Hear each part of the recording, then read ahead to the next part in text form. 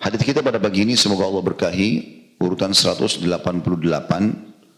dari awal bahasan hadis bab kita atau kitab kita ini dan urutan 14 dalam bab ini. Sahih li ghairihi atau dia tersahihkan karena banyaknya riwayat lain yang mendukungnya. Dari Tha'labah bin Abbad dari bapaknya radhiyallahu anhu majma'in dia berkata, aku tidak tahu berapa banyak Rasulullah sallallahu alaihi wasallam menyampaikannya kepadaku, baik bersama yang lain atau secara tersendiri, bahwa beliau bersabda, "Ma min 'abdin yatawadda'u fayuhsinul wudu' fayaghsilu wajhahu hatta yasila al-ma'u ala dhaknihi atau dhaknihi thumma yaghsilu dhira'aihi hatta yasila al-ma'u ala mirfaqaihi thumma ghasala rijlaihi hatta yasila al-ma'u min ka'baihi thumma yaqumu fayusalli illa ghufira lahu ma salafa min dhanbi." Tidaklah seorang hamba berwudu lalu dia membaguskan wudunya. Makna membaguskan berarti menyempurnakan, dan sudah pernah kita coba praktikan ya pada saat itu. Lalu dia membasuh wajahnya sehingga air mengalir di dagunya. Kemudian dia membasuh kedua lengannya sehingga air mengalir di kedua sikunya. Kemudian dia membasuh kedua kakinya sehingga air mengalir di kedua mata kakinya. Kemudian dia berdiri menunaikan solat, melainkan pasti dosanya yang telah lalu atau berlalu diampuni. Hadis ini diriwayatkan oleh At-Tabarani dalam Mu'jamul Kabir dengan sanad sedikit lemah. Tetapi karena banyaknya riwayat yang mendukungnya sehingga akhirnya menjadi sahih li ghairihi. Dan ini tentunya kalau kita hubungkan dengan kondisi kita sekarang, ributnya orang dengan masalah virus corona segala macam. Ini wudu adalah luar biasa fasilitas Allah kasih ini. Semua tempat-tempat sensitif yang dikhawatirkan bisa menyebarkan virus, telapak tangan, muka, hirupan hidung dan segala macam ini selalu kita bersihkan. Dalam arti kata selalu tersentuh dengan air, gitu kan. Ini selain daripada memang menyelamatkan atau mengeluarkan kotoran dari tubuh juga membersihkan dosa-dosa dan tentu Sang Pencipta Allah akan menjaga kita.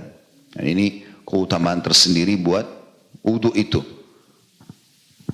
Dari hadis ini kita ambil pelajaran-pelajaran. Dari potongan pertama hadis adalah ma min muslimin yatawadda fayuhsinul wudu'.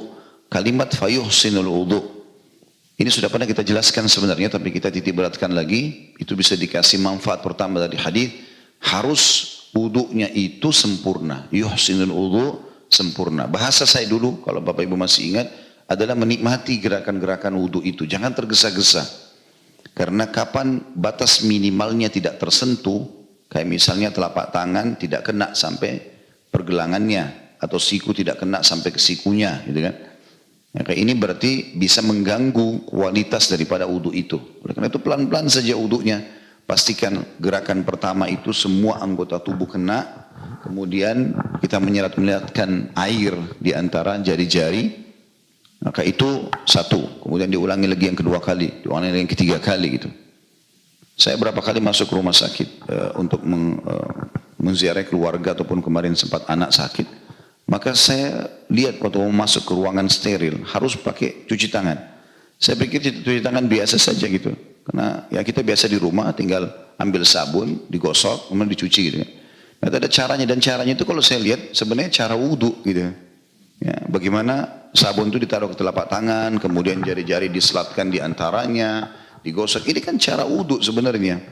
Ya, kemudian dibersihkan di antaranya. Inilah yang disebutkan dalam hadis oleh Nabi SAW, dan beliau memerintahkan untuk menyelat-nyelati air di antara jari-jari agar dipastikan tidak ada yang nyelat, dan itu luar biasa gitu.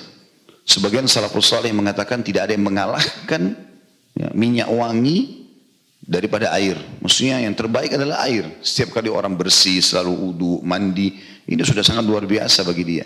Karena Allah jadikan air memang suci. Dalam banyak ayat Al-Quran tentang masalah hujan yang turun, ya Allah SWT menyebutkan air itu adalah tahur, suci, bersih dan seterusnya. Jadi di sini pelajaran pertama adalah harus ihsan atau sempurna dalam wudu itu. Dalam arti kata menikmati setiap gerakannya dan memastikan semuanya kena, baru pindah ke gerakan yang kedua, gerakan yang ketiga dan seterusnya. Potongan kedua yang diambil adalah air itu dianjurkan mengalir, karena ada bahasa di sini yasilul ma'. Artinya airnya dibuat ya mengalir, artinya bukan sedikit tapi lumayan, sedanglah, tidak mubadzir, juga tidak terlalu perhitungan gitu kan. Jadi keran air juga sudah pernah saya bilang termasuk sunnah Nabi SAW adalah tidak mubazir. Jadi tidak terlalu keras sehingga membasahi pakaian secukupnya gitu. Dan kalau transisi antara satu gerakan ke gerakan yang satunya itu dianjurkan agar tidak tapi memberhentikan keran air itu. Misalnya dari transisi dari tangan mau kumur-kumur, kemudian kita masih sedikit mungkin mau lipat ada baju dengan baju apa segala macam, matikan dulu kerannya, dinyalakan lagi sesuai dengan kebutuhan. Seperti itulah sunnah Nabi SAW. Tapi pada saat digunakan air, boleh menggunakan air yang cukup. Ya, kalau kita bahasakan cukup banyak sebenarnya sehingga membuat air itu mengalir di seluruh wajah. Karena di sini dijelaskan kalimat yasil berulang-ulang dalam hadis. Di situ kalau perhatikan bahasa Arabnya, fayaghsilu wajhahu hatta yasilal ma ala diqni atau dhaknihi. Dia membasuh wajahnya sehingga air mengalir ke dagunya. Di situ ada penjelasan di halaman setelahnya 245 bagian paling atas, ya, az-zikran atau zikran dengan zal dan qaf dibaca fathah adalah tempat bertemunya dua jenggot, ya, dari kedua pipi. Ya, maksudnya semua ini anggota tubuhnya mengalir air di situ membasahinya. Dan juga ada beberapa riwayat menjelaskan para sahabat menggambarkan Nabi SAW kalau berwudu maka kami melihat sisa-sisa air yang menetes dari wajah dan juga jenggot beliau SAW. Itu juga dengan setelahnya thumma yaghsilu dhira'aihi hatta yasilal ma'u ala mirfaqai. Dia juga mencuci kedua lengannya hingga air mengalir. Diulangi lagi kalimat yasil. Di atas sikunya atau di kedua sikunya. Kemudian dikatakan juga thumma ghassala rijlaihi hatta yasilal ma'u min ka'baihi. Kemudian dia pun membasuh kedua kakinya sehingga air mengalir di kedua mata kakinya.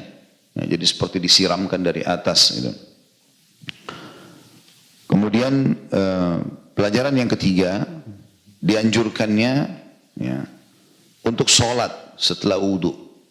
Ya, kalau bukan sholat wajib karena belum tiba waktunya, misalnya sholat sunnah wudu.